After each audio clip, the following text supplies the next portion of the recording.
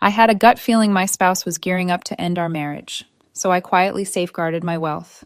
2 weeks later, he initiated divorce proceedings, only to retract when his scheme unraveled. Hi everyone. Before we dive into today's story, I need your support for real. We've noticed a dip in the channel's momentum, and hitting that subscribe button is one of the easiest ways to help us keep going. It's free, it takes a second, and it tells YouTube, yes, more of this. If these slow burn, twisty, emotional stories have ever kept you company on a late night, I'd love for you to be part of this community. All right, let's get into it. I've been lurking in these forums for years. The kind of person who reads other people's disasters like a cautionary tale and thinks, that could never be me. But life doesn't ask permission before it flips the table. To be clear, I'm not the type who jumps to wild conclusions. I'm not the woman who sees a missed call and starts building conspiracy boards on the kitchen wall. I'm practical. I'm careful. I'm the friend who talks other people down.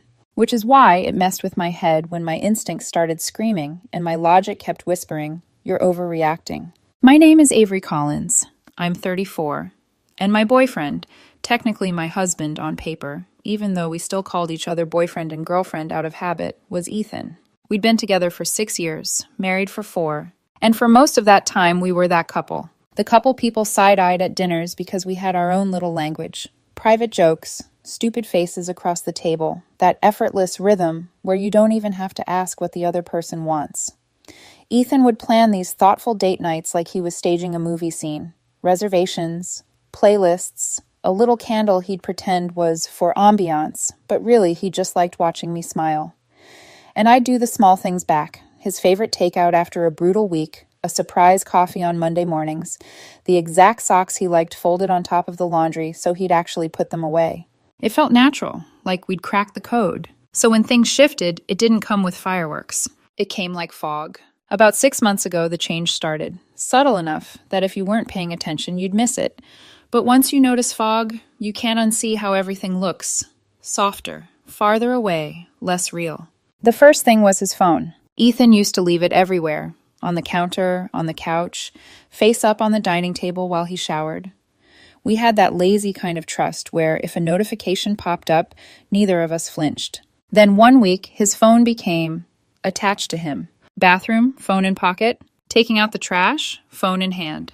Even doing dishes, he'd prop it against a cup like it was a co-host in our kitchen. I teased him the way you do when you're trying to keep things light. What, are you running a covert operation now? I laughed, bumping his shoulder. He laughed too quickly. Work's been texting nonstop, he said. I'm just trying to stay on top of things. Fair enough. Until a few days later, he added a passcode. That shouldn't be a big deal, I know. People have passcodes. People have boundaries. But Ethan had never cared before. Not once. And the weird part wasn't the code itself. It was how he did it. Quick. Secretive. Like he didn't want me to see the pattern his thumb made on the screen. When I asked, casually, like it didn't matter, he shrugged. Cyber threats, he said. You know how everything gets hacked now. He didn't meet my eyes when he said it. Still, I didn't push. Because I didn't want to be that woman. The paranoid one. The suspicious one. The one who turns normal life into an interrogation. But it didn't stop at the passcode.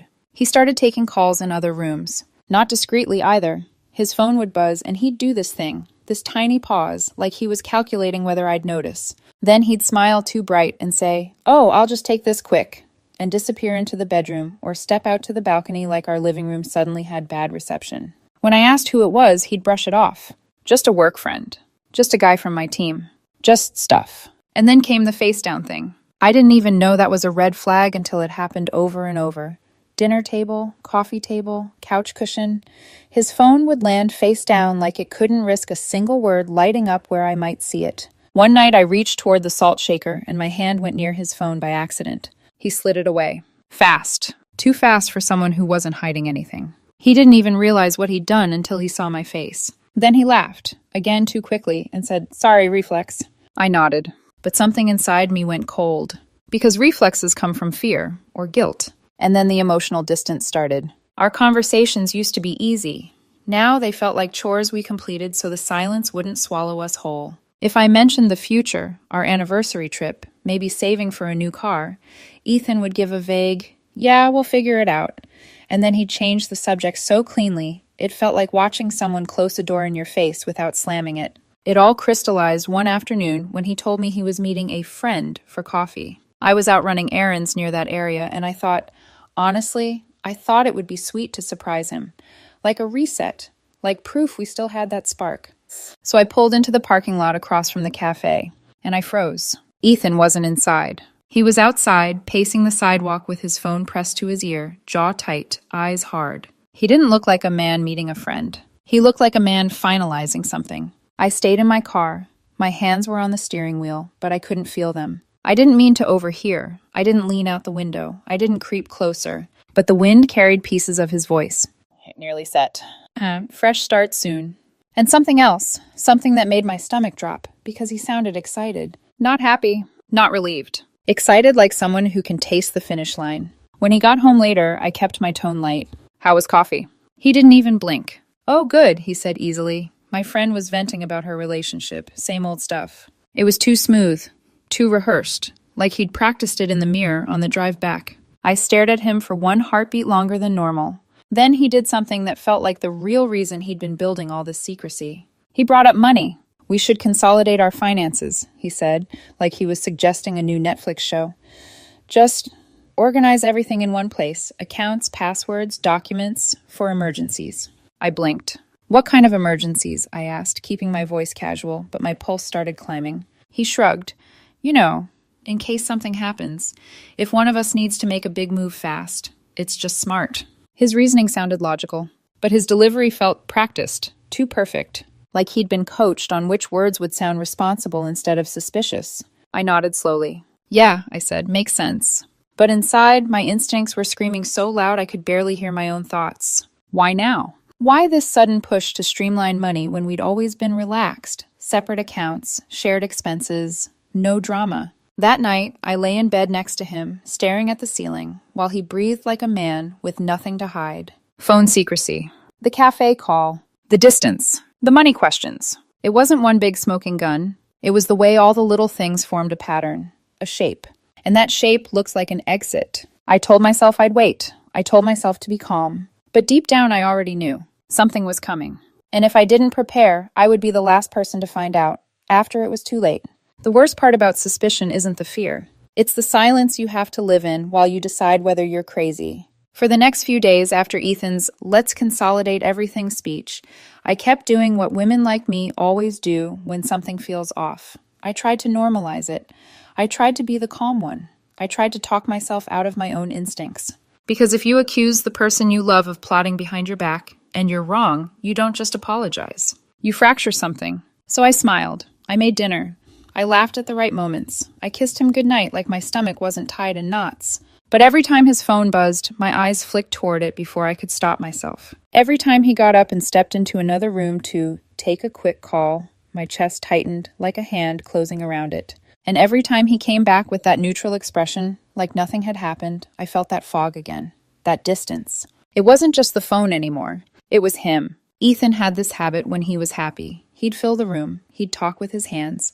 He'd lean into me when I spoke, like every word mattered. Now he felt elsewhere. Like his body was here, but his mind was already packing boxes. One night, I tried to pull us back to what we were. You know, I said, flipping through vacation ideas on my phone. Our anniversary is coming up. We could finally do that weekend cabin thing. No work. Just us. He didn't even look up from the TV. Yeah, he said, flat and quick.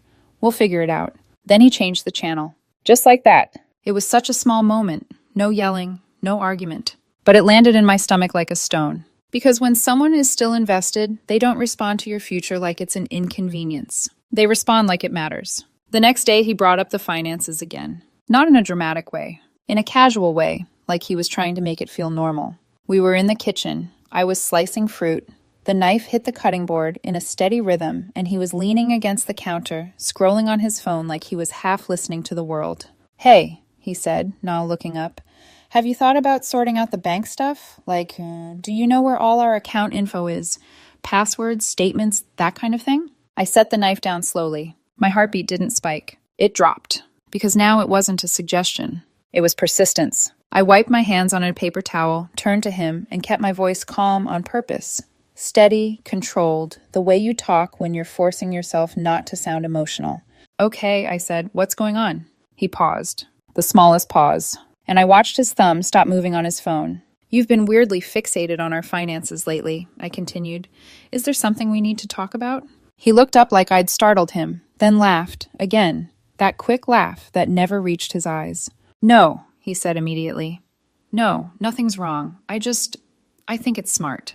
Smart for what? I asked. He shrugged, but it wasn't a casual shrug. It was defensive, tight. I don't know. Life, emergencies, it's not a big deal, Avery, I swear. There it was. The word Avery. He only used my full name when he was trying to sound reasonable, when he was trying to guide a conversation somewhere without making it obvious. I stared at him for one more beat, letting the silence press against us. Then I nodded.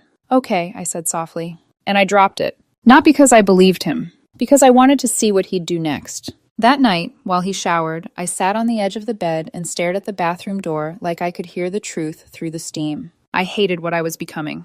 I hated that I was counting red flags instead of counting blessings. But my instincts weren't quiet anymore. They were relentless. The next day, while Ethan was at work, I logged into our joint account. I didn't do it with adrenaline, like some spy movie. I did it with a sick feeling in my throat, like I was about to confirm something I didn't want to know. At first, it looked normal. Rent, utilities, groceries, the usual.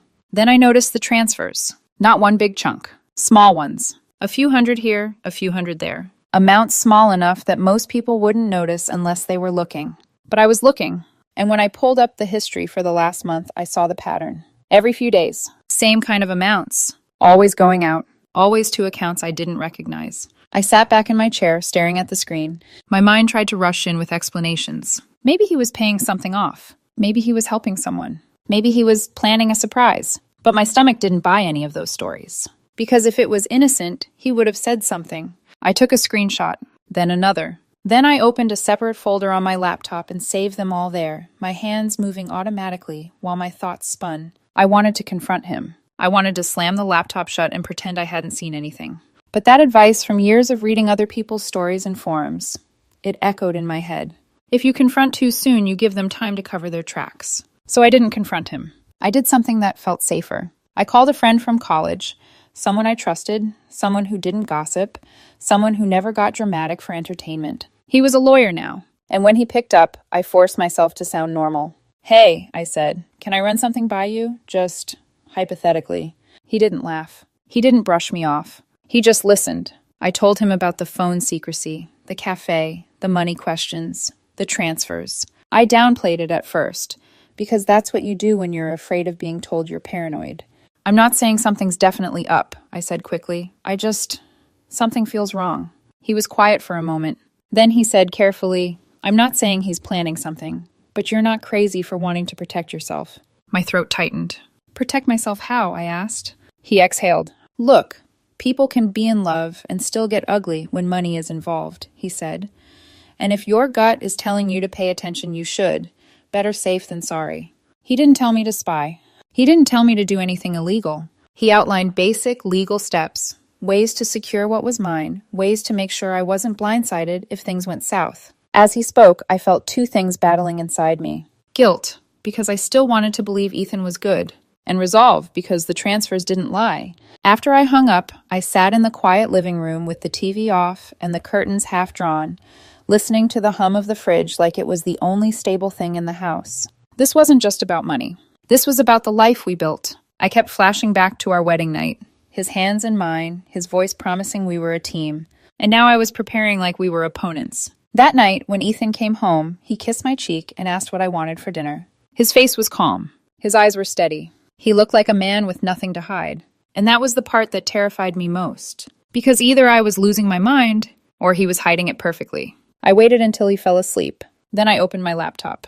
My hands weren't shaking like a movie scene. They were steady, almost numb, like my body had decided for me. I pulled up everything. Accounts, investments, property paperwork, anything with my name attached to it. Each document I opened felt like another step away from the woman who believed love was enough. And another step toward the woman who understood love doesn't stop someone from trying to take what's yours. I wasn't trying to hurt him. I was trying to survive him. If my instincts were right, I made a list. What could be moved? What couldn't? How fast it could happen? How discreetly? I paused, staring at the cursor blinking on the screen like a heartbeat. Then I did something I didn't think I'd ever do in my life. I called my mom. It was late. She answered on the second ring, her voice thick with sleep. "Baby, what's wrong?" I swallowed. "I need you to hold some things for me," I said, keeping it vague. "It's not bad, just a precaution." There was a pause. The kind of pause where a mother hears the truth you're trying not to say. "Are you okay?" she asked softly. "Yeah," I lied. "I just want to be careful." She didn't push. She didn't demand details. She just said, "Of course, whatever you need." When I hung up, a wave of relief hit me so hard it almost felt like grief. Because needing your mother like that as an adult means something in your life has cracked. And I could feel the crack spreading. By the time Ethan rolled over in his sleep and mumbled something I couldn't understand, my list was complete. The plan was forming. And deep down I knew, whatever Ethan was preparing to do, I couldn't afford to be the last person to know. There's a strange clarity that comes when you accept one hard truth. No one is going to protect you better than you will. The night I decided to act didn't feel dramatic. There was no rain hitting the windows, no trembling hands hovering over the keyboard like a movie scene. It felt quiet. Too quiet. Like the calm you get right before something irreversible happens. I sat at the dining table with my laptop open, the glow of the screen cutting through the dim apartment. Ethan was out, working late, he'd said, which lately meant nothing and everything at the same time. I stared at the first account on my list. This was the money I'd built before him. Savings from my 20s. Investments I'd researched myself. The safety net I was proud of because it meant I didn't need anyone to survive. And yet here I was, wondering if the man I loved was positioning himself to take it. My lawyer friend's words echoed in my head. You don't need proof to protect yourself. You need timing. So I started with the cleanest moves. The ones that were legal, quiet, defensible. I transferred what I could, slowly, methodically, never in one big chunk. Enough movement to secure myself, but not enough to trigger alerts or questions. I left the joint account untouched, except for normal expenses. Rent still paid, groceries still bought. I wasn't trying to disappear the money. I was trying to make sure it couldn't disappear from me. As each confirmation email popped up, a dull ache settled in my chest. Not fear, not excitement, grief. Because every transfer felt like I was admitting something I wasn't ready to say out loud. That the marriage I believed in might already be over, and I was the only one still pretending otherwise. Then came the house. The paperwork sat in a neat folder I'd barely opened in years because I trusted that I didn't need to. Trust makes you lazy in the best way. It convinces you danger is always external, never sleeping beside you. I reviewed every page, every clause, every signature. And when I made the call to initiate the change, putting it under a structure tied to my mother, I had to pause halfway through the conversation just to breathe. "This is legal, right?" I asked quietly, even though I already knew the answer. "Yes," the professional on the other end said calmly. "It's been done many times before." That should have comforted me. Instead, it made me sad, because it meant my situation wasn't unique. People had stood where I was standing, felt what I was feeling, loved someone, and still needed armor. By the time I closed my laptop, my reflection in the dark screen looked different, older, sharper, like someone who just crossed an invisible line. I wasn't the woman who assumed good intentions anymore. I was the woman who prepared for bad outcomes. When Ethan came home later that night, I was already in bed. He slid in beside me, kissed my temple, and asked if I wanted to watch something tomorrow. "Sure," I said, my voice steady. He wrapped an arm around me, relaxed, comfortable, unaware. And the weight of that nearly crushed me, because part of me wanted to shake him awake and scream, "Why are you doing this?" And another part of me whispered, "Because he thinks you won't see it coming." The next few days were an exercise in acting. I laughed when I was supposed to. I asked about his work. I responded like nothing inside me was rearranging itself into something colder and stronger. Ethan, meanwhile, seemed lighter. Not affectionate exactly, but relieved. Like something he'd been worried about had resolved itself. And that made my skin crawl. Because people don't relax unless they think the risk has passed. What stood out most wasn't what he said. It was what he stopped saying. No more talk about finances. No more questions about documents or passwords. The topic vanished completely. At first, I wondered if he'd dropped it because I'd pushed back. Maybe he thought it wasn't worth the effort. But then I noticed the glances. Quick looks when he thought I wasn't paying attention. The way he'd open his mouth like he was about to say something, then stop. It felt like he was waiting. Waiting for me to bring it up. Waiting for permission. Waiting for a sign that I was still the same woman who trusted without question. I didn't give him one. That silence became my shield. Every night after he fell asleep, I checked everything again. Accounts, documents, dates, signatures. I made sure nothing could be undone on a technicality. I confirmed with my mom that she had every file, every backup.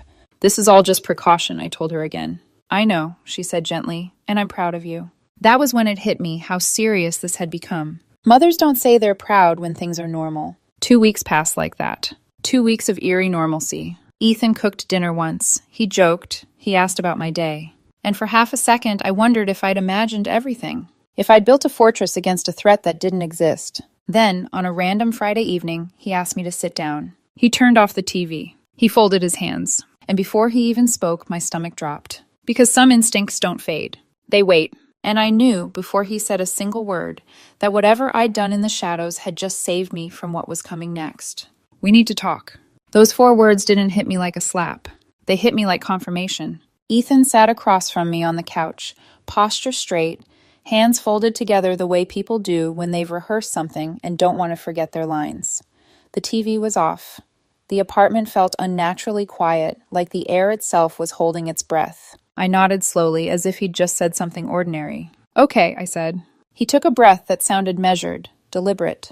I've been doing a lot of thinking, he began. About us, about my life, about what I need. There it was. The language of detachment. The preamble that lets someone frame their exit as personal growth instead of abandonment. I think, he continued, eyes fixed somewhere just past my shoulder, that I need space. I feel like I've lost myself in this marriage. Marriage. Interesting how the word suddenly mattered. I stayed silent. I let him fill the space. People always tell you more when you don't interrupt. It's not that you did anything wrong, he said quickly, then contradicted himself without realizing it. It's just, I've given up a lot, and I don't think you ever really appreciated that. That one landed, not because it was true, but because of how confidently he said it. I deserve better, he added, voice cool, controlled, like he was stating a fact, not a feeling. I felt something in me harden, not anger, clarity. He wasn't sad. He wasn't conflicted. He wasn't even particularly guilty. He was resolved, and that told me everything I needed to know. I didn't cry. I didn't argue. I didn't ask him to explain what sacrifices he meant, because I already knew the answer would be vague. People who rewrite history don't like specifics. Instead, I nodded. If that's what you want, I said evenly, we'll figure out next steps.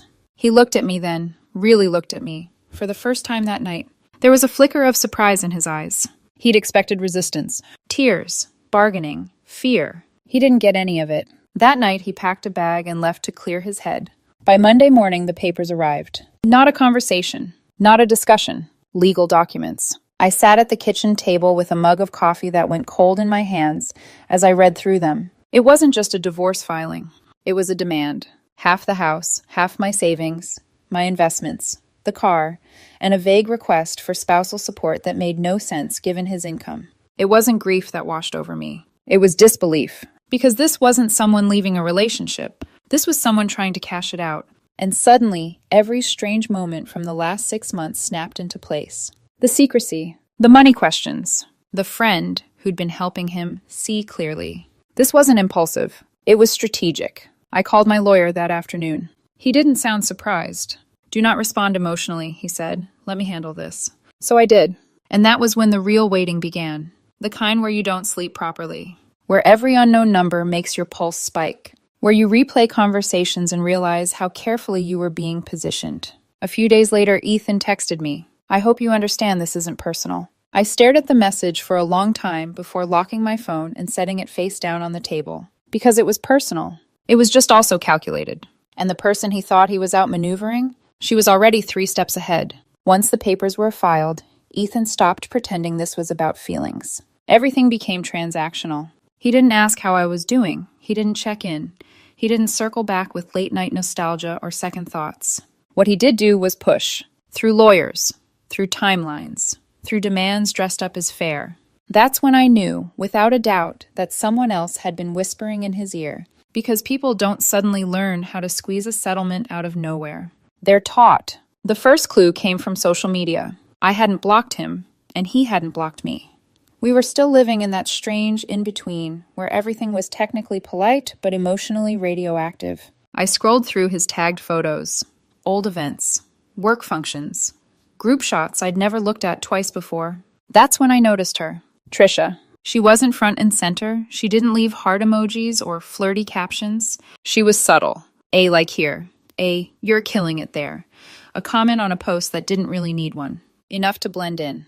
Enough to be invisible, unless you were already looking. I clicked her profile. Public. Marketing job. Mid-30s. Stylish but not flashy. The kind of woman who knows how to look harmless while planting ideas. And then I saw it. A photo she'd posted weeks earlier, standing outside a cafe. The cafe. The same one where I'd seen Ethan pacing the sidewalk, voice low, talking about a fresh start. My stomach tightened. I didn't have proof. But I had pattern recognition. And patterns don't lie. I reached out to a mutual friend, someone who'd known Ethan long before me. I kept my tone light, careful not to sound accusatory. Hey, I said. Have you talked to Ethan lately? He mentioned a friend who's been giving him advice. There was a pause on the line. Too long. I don't really want to get involved, she said quickly. I don't know anything. Then she ended the call. I tried another friend. Same approach. Same outcome. Evasiveness. Defensiveness. Like they'd all been prepped to say the same thing. Finally, I called someone I trusted less, but who valued honesty more than loyalty. She hesitated. Then she sighed. There's a woman at his work, she said quietly. Trisha. They've been spending a lot of time together. I don't know exactly what's going on, but she's been very involved. Involved how? I asked. Helping him think through the divorce, she said. What he deserves. What he should ask for. There it was. Not an affair, at least not yet. Something colder. Coaching. I didn't confront him. I didn't text. I didn't demand answers. I did something smarter. That Saturday, I parked a block away from his new apartment. I told myself I was just confirming what I already knew. That I wasn't stalking. That I wasn't spiraling. I waited. A few hours later, the door opened. Ethan stepped out. And behind him, Trisha. They didn't hold hands. They didn't kiss. They didn't need to. They walked close enough that their shoulders brushed. They leaned toward each other when they spoke. Comfortable. Familiar. Like teammates. They got into her car and drove off. I didn't follow. I didn't need to. Because now I understood everything. The distance hadn't been confusion. It had been preparation. The money questions hadn't been curiosity. They'd been reconnaissance. And the divorce? It wasn't an ending. It was supposed to be a launch. For him. For her. Funded by me. He thought I was going to panic. To plead. To negotiate from fear. He had no idea that by the time he filed, I had already closed every door he planned to walk through. The mediation room was colder than it needed to be. Not temperature-wise, emotionally. That kind of sterile cold where everything smells like recycled air and bad decisions, where people sit too straight and speak too carefully because every word might cost them money. Ethan arrived 10 minutes early. He looked confident. Not smug. Worse than that. Calm. Centered.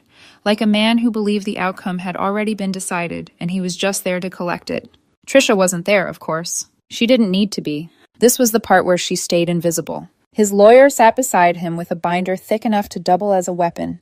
He placed it on the table with a soft thud, the sound of preparation. My lawyer nodded politely. I said nothing.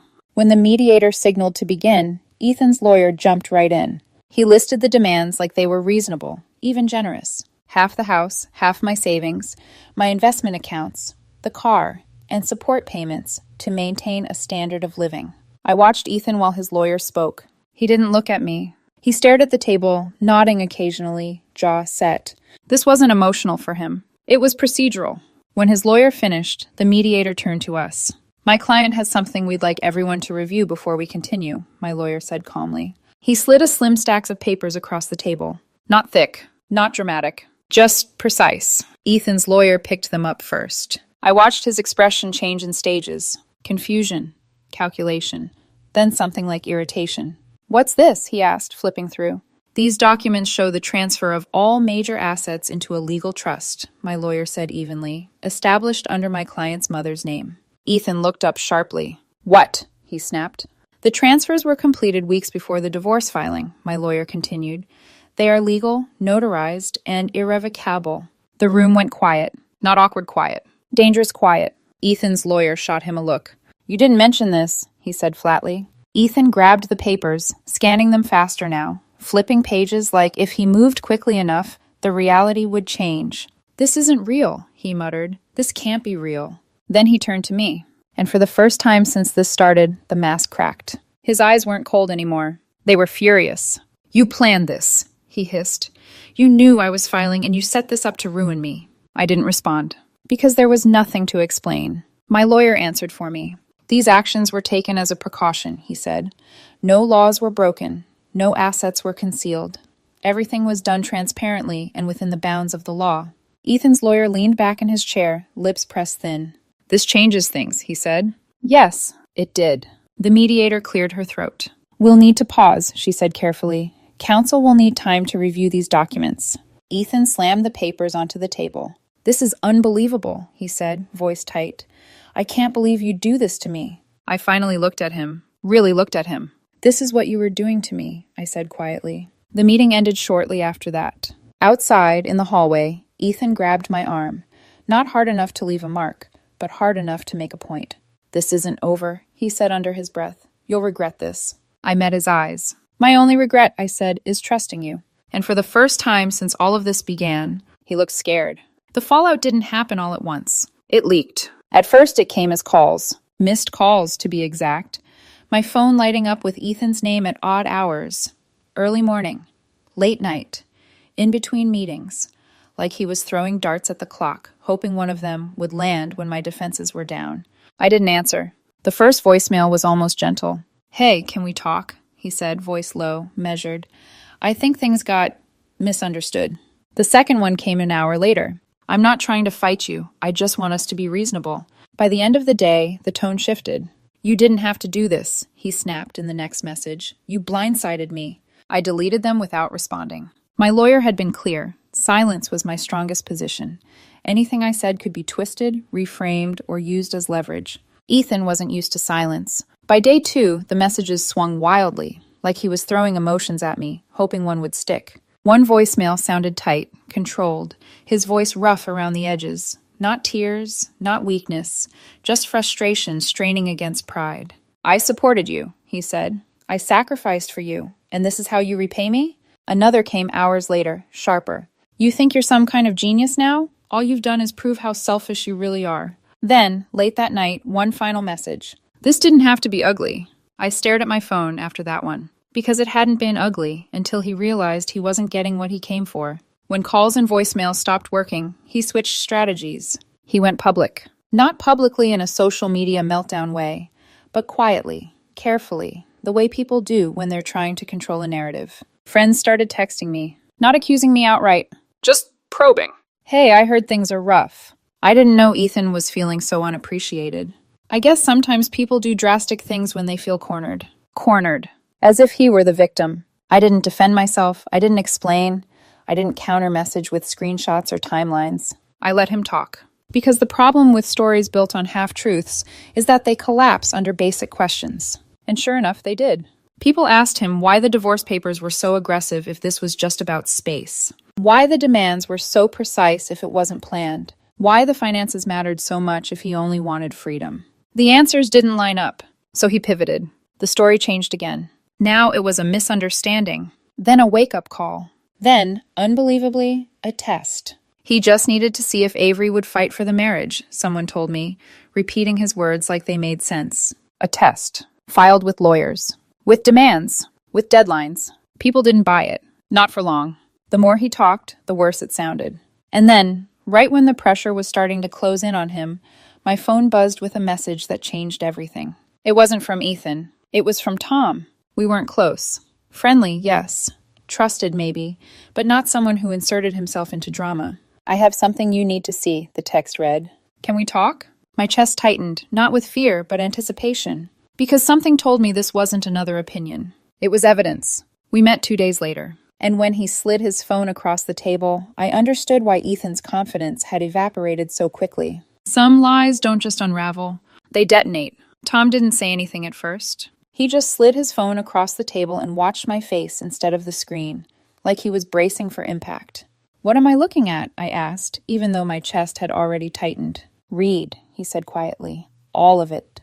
I scrolled, and with every swipe, the room felt colder. They were messages between Ethan and Trisha. Not vague, not suggestive, not open to interpretation. Strategic.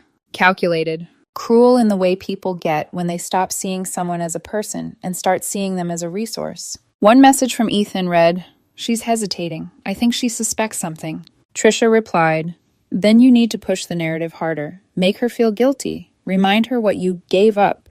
She owes you." My throat went dry. Another message, days later. "Once the settlement's done, we'll have what we need. I just need her to sign." Trisha's response came fast. "Stay strong. Don't back down. You deserve half and more. We'll start fresh once you've got the money." I stared at the screen, my hands perfectly still. This wasn't emotional venting. This wasn't two people leaning on each other during a breakup.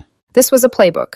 Every strange moment, every rehearsed line, every financial question. All of it had been engineered.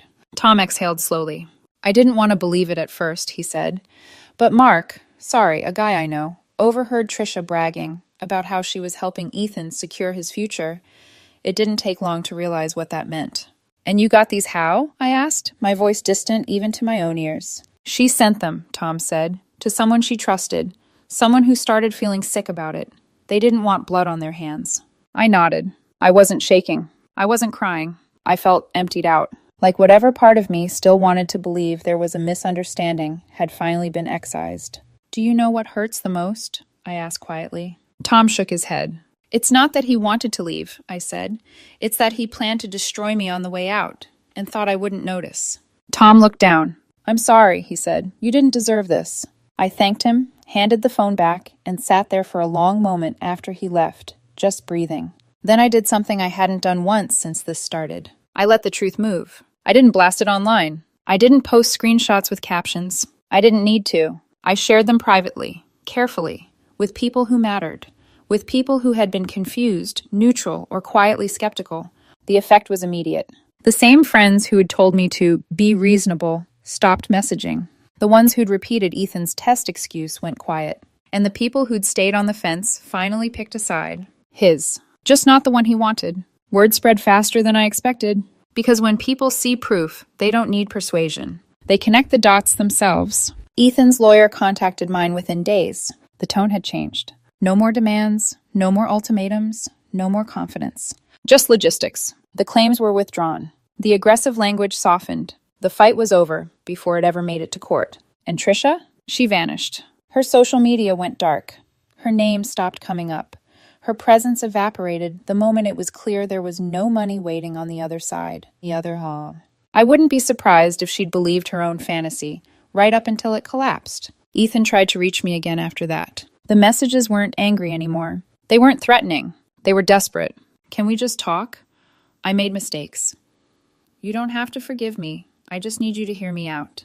I didn't respond, because there was nothing left to hear. Some betrayals don't end in screaming matches or dramatic confrontations. They end in silence, the kind that settles when the truth has finally done its work. Tom didn't say anything at first. He just slid his phone across the table and watched my face instead of the screen, like he was bracing for impact. "What am I looking at?" I asked, even though my chest had already tightened. "Read," he said quietly. "All of it."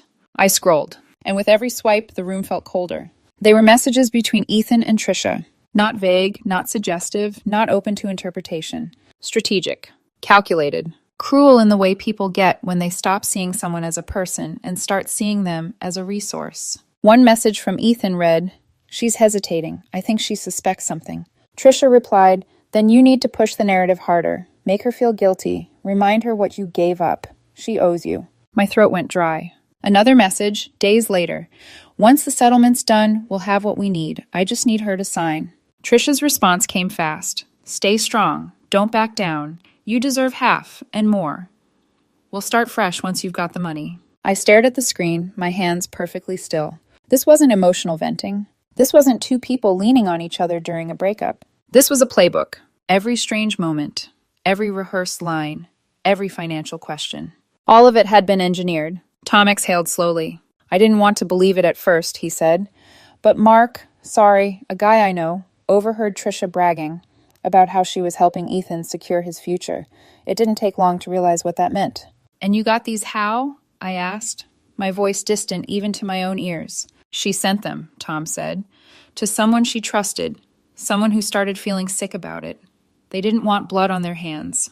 I nodded. I wasn't shaking. I wasn't crying. I felt emptied out, Like whatever part of me still wanted to believe there was a misunderstanding had finally been excised. "Do you know what hurts the most?" I asked quietly. Tom shook his head. "It's not that he wanted to leave," I said. "It's that he planned to destroy me on the way out and thought I wouldn't notice." Tom looked down. "I'm sorry," he said. "You didn't deserve this." I thanked him, handed the phone back, and sat there for a long moment after he left, just breathing. Then I did something I hadn't done once since this started. I let the truth move. I didn't blast it online. I didn't post screenshots with captions. I didn't need to. I shared them privately, carefully, with people who mattered, with people who had been confused, neutral, or quietly skeptical. The effect was immediate. The same friends who'd told me to be reasonable stopped messaging. The ones who'd repeated Ethan's test excuse went quiet, and the people who'd stayed on the fence finally picked a side. His. Just not the one he wanted. Word spread faster than I expected. Because when people see proof, they don't need persuasion. They connect the dots themselves. Ethan's lawyer contacted mine within days. The tone had changed. No more demands, no more ultimatums, no more confidence. Just logistics. The claims were withdrawn. The aggressive language softened. The fight was over before it ever made it to court. And Trisha? She vanished. Her social media went dark. Her name stopped coming up. Her presence evaporated the moment it was clear there was no money waiting on the other side. I wouldn't be surprised if she'd believed her own fantasy, right up until it collapsed. Ethan tried to reach me again after that. The messages weren't angry anymore. They weren't threatening. They were desperate. "Can we just talk? I made mistakes. You don't have to forgive me. I just need you to hear me out."